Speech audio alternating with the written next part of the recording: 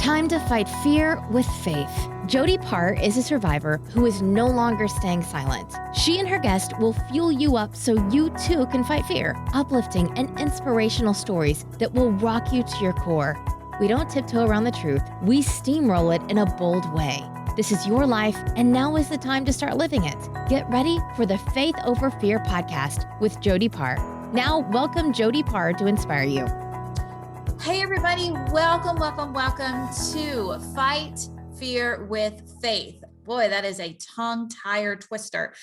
We are under new branding. I still stand for Faith Over Fear. I always will, but it's all about branding, and that Faith Over Fear is saturated. So we want to make sure everybody can find our podcast and be able to listen whenever they have availability to. So Fight Fear with Faith. That is the new branding. I'm super excited about it. And today my guest is Stephanie Lombard. You guys, she is going to hit a subject that puts a lot of fear in us. So I am so excited and honored to introduce you, Stephanie. Thank you so much for being on here today. Thank you so much for having me, Jody. It's an honor, honestly, to be able to share with your audience a little bit about my story and why I'm even here today. Yeah. My husband and I have been married for over 10 years now, by the grace of God. And so in the first 4 years, I would say, it was all honeymoon. You know, it was fun. It was go, go, go. And we started our family pretty early on. We had 2 wonderful kids. I was a nurse. He was a firefighter. He decided, I'm going to go back and take advantage of my GI Bill and get my education. So he was getting his bachelor's degree at the time. And we started a business. I started a gym, health. I was having fun working out again, had just had my second baby. I was done having any more kids. So it was time to take care of me again, right? Mm-hmm. Everything was going awesome until we started having like these little fights, little bickering, little arguments. And it started to spill over into in front of family, into in front of friends, and stuff that was just so minute, it just didn't even make sense to have an argument over. And so this carried on, and it started to get a little more intense. And we went from, just having some cocktails with friends socially to, I'd come home from work and he'd already started on a few drinks and he didn't really want to talk. Or, I felt like I couldn't just leave the kids at home with him on his days off, that I should call, a sitter, have his mom come watch the kids. She was our sitter at the time. And it was getting more intense around the house. Mm-hmm. I just brushed it off as he was tired and, he needed rest and he just didn't want to be bothered. Then it turned into these feelings of maybe he's just not, into this marriage. Maybe he's just not into being a father because he was having a really tough time connecting with our kids. Our kids didn't want to be around him because he was so angry all the time, quick to snap, that sort of thing. So these were all things that were just like gradually happening over time, getting more intense. And I started to notice in myself that I just wanted to have time away from him, even when he was off and home. Like if I knew a family event was coming, I was booking it. Like I had my day filled with the kids. We were out the door and he could just relax at home is what I told myself. My family was asking, is everything okay? Is he okay? My mom started asking, does he not want to hang out with the family? Is he mad at us? A lot of things were just starting to creep up to not make sense. Mm-hmm. And then one day, Shannon came to me and he says, I need help. And it was like, wow, the light bulb really came on for me. Him saying he needed help was no longer about me or about the kids and him not liking us, right? It wasn't about him not wanting to be a father or a husband. It was about he had something deeper going on and he needed help. He needed somebody more than me. Mm-hmm. He knew that he was losing his grip, as he says. And he wanted to make sure that he could keep our family intact in the process, which I commend him for. He's my biggest hero just for that alone, right? Yeah. So that's when the tide turned and my gears kicked in. I've been a nurse for over 15 years, 16 years now. And I was like, oh my gosh, I didn't see this coming.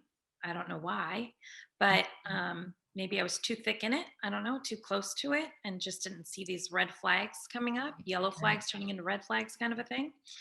But I was like ready to go. Now I'm on a mission. I am his spouse. It is for better, for worse, sickness and health. We are in the worst. I don't know how much worse it's going to get from this, kind of a thing is what I was thinking. And it was time to take action. So the first thing I was able to do was say, all right, babe, you work, you have a job. We can look into any kind of employee assistance and see what they have there for you and for us. And we started there. That started the ball rolling in the journey towards him getting diagnosed with anxiety, depression, and PTSD. And let me just tell you, Jody, I never, ever in a million years would guess he was going through depression.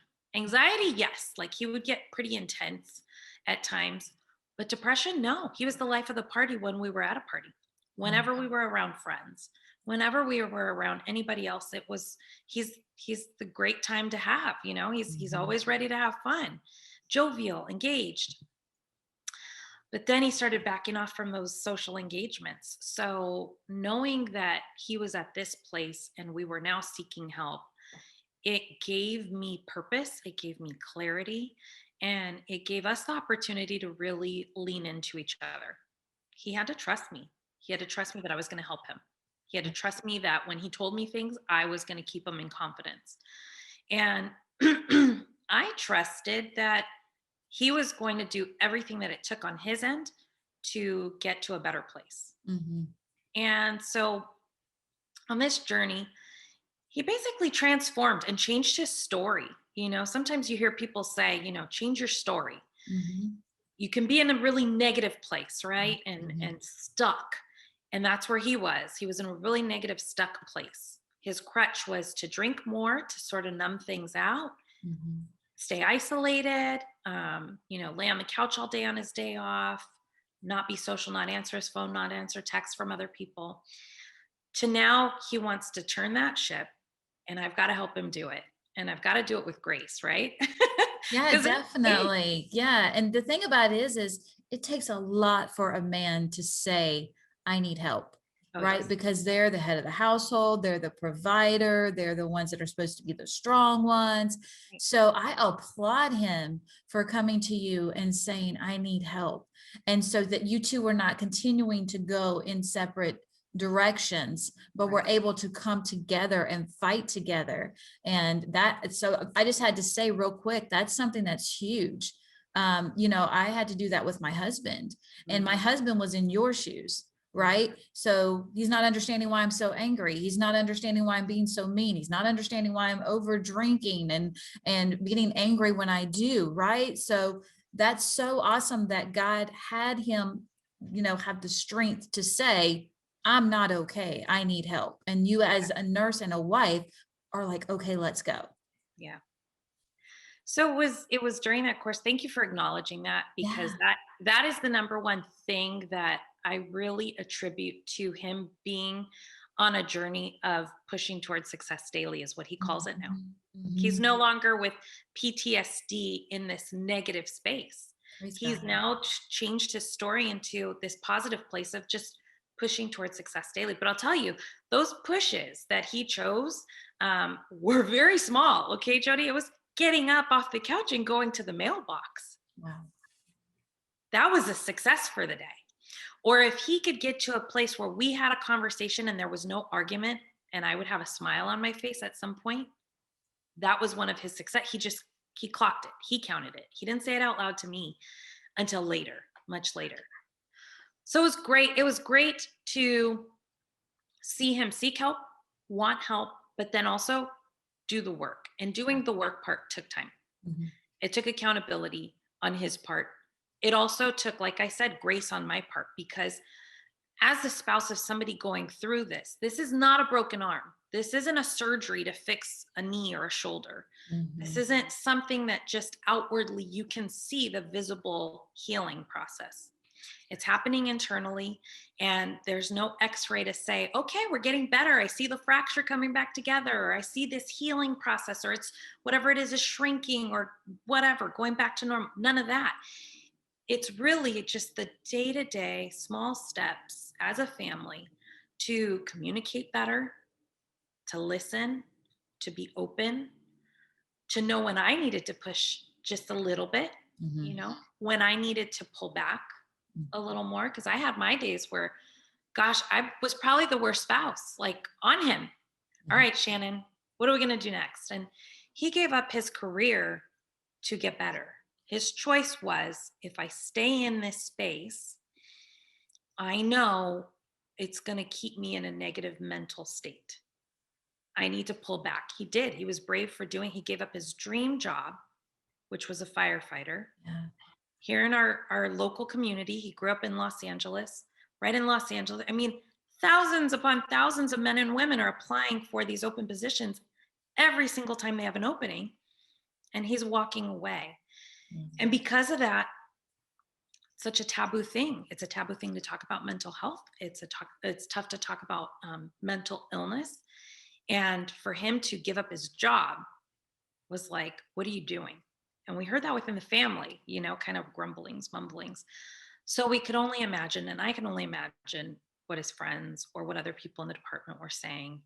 And I know that was tough on him. And for him, that voice was even louder, playing in his head constantly. So it took a long time for him to heal and get past those negative thoughts, voices, telling him, what are you thinking? What are you doing? You're so weak, this and that, right? When really he was the opposite. He was so strong. Yes. If you read the paper, you look on the news, you see suicide rates are going up. People are giving up because they don't have hope. It's true.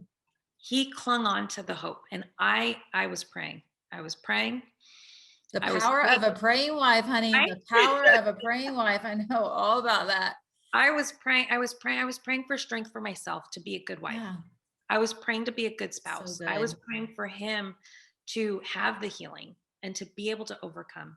And I will say, he's not cured of PTSD, anxiety, and depression. However, he's in a whole new place. And now he's able to share his story. There was a time where we couldn't talk about it with anyone. Yeah. Then he told me, he said, clear as day, I'm in the gym, I'm by myself in the sauna, when typically at the hour that he'd be there, it'd be packed. Yeah. For this particular day, it wasn't. He's listening to his music. And he says, it was like a clear voice to me. God said, you're going to write your story. And that resounded with me, Jody, because I know your story. God was putting it on your heart to share your testimony, to share your story. And so for him, it was the same thing. He felt compelled. He kept it to himself for a few days, though. He didn't even show me for a couple days.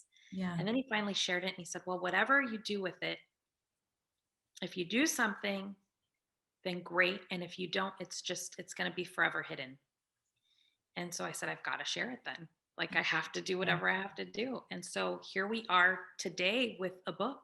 Yes, which I have right here, which I'm so excited to promote, and I've been looking over it, and it's just very powerful. And I want to say thank you to Shannon for serving in the military.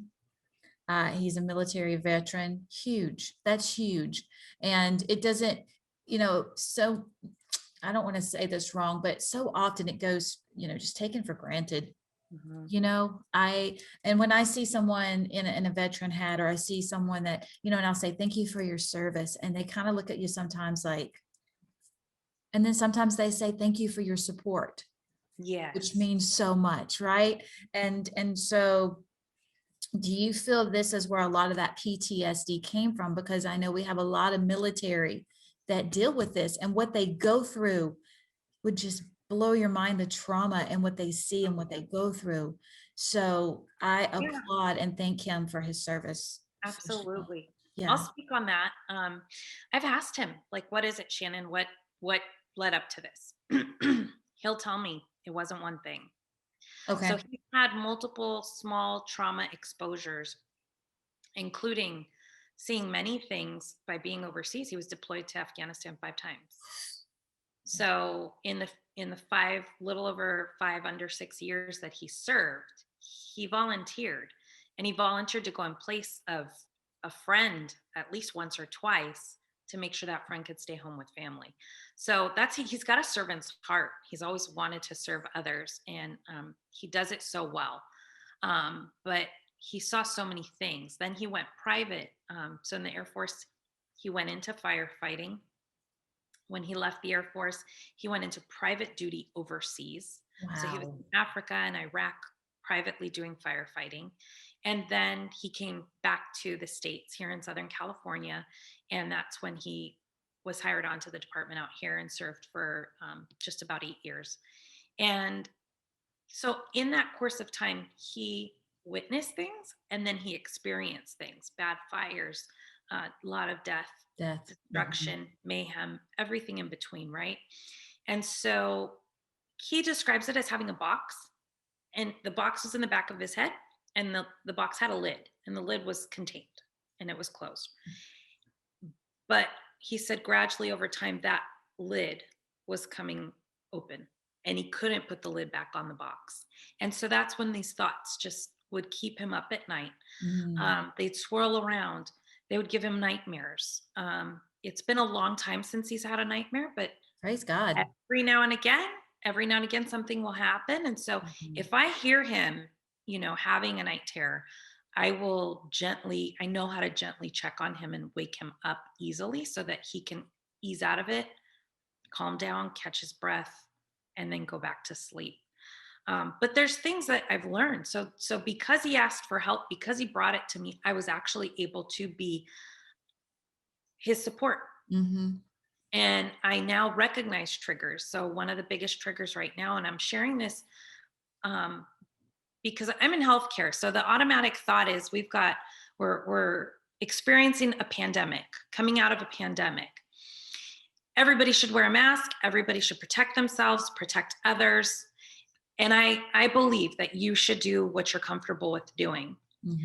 But let's not forget those people who've experienced things, traumas, situations that have put them in a place where mentally putting something over their face will stop them in their tracks and start an anxiety attack. I have chills right now because yes. I deal with a lot of human trafficking survivors, and the hand over the mouth, Yes. or the tape over the mouth, or the, and this is where people don't realize that. And that's why I always say, you don't know what journey God asked someone to walk down. So it's not for us to judge if someone has a mask on, if someone doesn't have a mask on, because just like you're saying, and this is so powerful, you don't know what triggers somebody just by having something over their face. And people that have never been through things, they don't get that. They don't understand that. And I get it, because they don't know. They've not walked through that walk, right? And so for him to experience everything that he's experienced, it's powerful, because this can bring awareness to people that if you see someone without a mask, don't be so quick to judge them and say, oh, well, you're just fighting the government. You're just, no, they're fighting their mindset. They're fighting things that have, come up in the past, that there is a reason that they don't have that on their face. So Thank you for bringing that to awareness, because it's very important. Yeah, it ruined a family outing. We had a holiday family outing that we attempted to go to, and due to lack of education at this amusement park that we went to, it wasn't to get on rides. It was literally to just taste different foods, because we're foodies. We love to eat, right? So, we're going to just enjoy with our kids and look at all the decorations. And within 20 minutes of parking, we were gone. I was in tears, not him. But I could see his anxiety level was rising. So it rose my anxiety level in that moment. And I was the one who was experiencing this, anger and upset, because I witnessed my husband, who was so embarrassed and couldn't even fight for himself, advocate for himself. And I was trying to do it for him so we could just have an experience. So thank you for for also acknowledging that it's not just somebody like Shannon, a former firefighter who's been through some bad fires and gets panic attacks when he has something over his face. It's a lot of people. Yep. It's men, it's women. There are so many different triggers. It's important to recognize what those triggers are. And I think by in recognizing what those triggers are, you can then start to learn what are the tools that I need to get me through this part of the journey. And that's one other thing I want to bring up about the book. Shannon doesn't just tell his story. He actually describes the tools that he used to go from laying on the couch all day on his days off, never opening up the shutters in the house, to being able to get up and go to the mailbox, to being able to go and take care of the kids all the time, not some of the time, all the time, to being able to turning around his schedule and creating a schedule for himself again, moving his body again, doing these little things that I consider so minuscule, but they're so important. They're so small. Just getting up and brushing his teeth, just getting up and taking a shower, doing his hair, things that may be such a huge challenge to some people listening today. Or you may know somebody like this. These are flags. These are either yellow or red flags. You've got some warnings, or you have some hard stops right now. And this is your opportunity to ask either for help if you need it. Or it's your opportunity to stop and intervene and be that graceful intervention that somebody may need, which is, how's it going? I notice things just seem different. How are you feeling? And asking some open-ended questions where you don't fill the space with your voice. You just stop and listen. And that may afford somebody the opportunity to get the help they need. It may afford somebody listening right now that needs that help. Again, I mentioned earlier, employee assistance was a resource for us. Our faith in our church was a resource for us. But there are counselors, there are people in the community that are there and available for free. There are different organizations that provide this kind of assistance at no cost to you or your family member. So I just want to make it abundantly clear that it's so important, if you're in this crisis state, to get help right away. Get help right away. Because there's hope. There is. And I wanted to, because there's one part of this book that I definitely want to hit on, and the podcast is Fight Fear with Faith. So I want to hit on the faith part of this. I love what this says. It says, recognize you are powerless in this. That gave me so many chill bumps, guys. You cannot overcome this by yourself. You cannot. And that's the thing, is a lot of people think that they can. And that's why they self-meditate. That's why they go through things that they go through. So it says, just as in AA, when referencing addictions, you have to go to something bigger than yourself. That is why you can go to the group for help and accountability. You can seek God in a spiritual sense. I love that, because I would not be sitting here today if it wasn't for God. Like, I would not. And I think that's something that's very important for people to know, is you can't do it in your own power. You can't. And that's okay. It's okay that you're not okay and that you can't do anything in your own power. But if you seek higher power to, and I know that our faith is the same, and he mentions in here whatever that may be. But it says, when you want something, see it the way it really is. See it the way you want it to be. Make it the way you want it to be. That's so good, because this talks about right here the difference in his mindset of not getting off the couch to writing a book and referencing these things and helping people. So I would love for you to give me some of those numbers, if you could email those to me. And we're going to put them below, because you never know who's listening and who's just at that point in their life where they're ready to give up, and their mind is taking over and their heart is hardened, and they're looking for that miracle that I believe that this book can be to a lot of people. So thank you so much for that. Do you have any last thoughts that you want to share with us? I want to share, this isn't just for military veterans. This isn't just for first responders and healthcare workers. This is for the people who have been victims of violence, been a victim of maybe a traumatic accident. You're on the road and in a vehicle, and you have flashbacks of a bad accident. It could be people like you, Jody, who've come out of a situation. You were able to come all the way out of a sex trafficking situation, which is amazing. And the fact that you share your testimony is amazing. So know that you're not alone. Know that this isn't just for men or women or military, or so many people are impacted by trauma. And so if that's you, then it's good to ask for help. It's Yes. good to have a coach. And I'll give you the analogy. The best sports athletes in the world all have coaches. They call them coaches, they call them trainers, and they are well revered and well regarded. And you know what? It is well regarded and well revered now to seek help, to get a counselor, a therapist, somebody that's going to help guide you through and get you back to your mental wealth, mental health, mental well-being, mental wellness, whatever that path is to get you to a better place mentally. It's just as important as being physically healthy. So I just wanted to share that. Thank you so much, Jody, for having me. I really appreciate it. Our goal is to help over 1 million people achieve their mental wellness. And so I just appreciate you so much for allowing me the time and space to share. Thank you. And thank you so much for what you said. You know, it took me 24 years to share my story. And just like Shannon, it was a matter of God saying it's time. And, you know, and then moving forward with that and the unknown and telling everyone that had no idea. And that's the thing, is a lot of time, the person who is the life of the party is the deepest, darkest person in the room.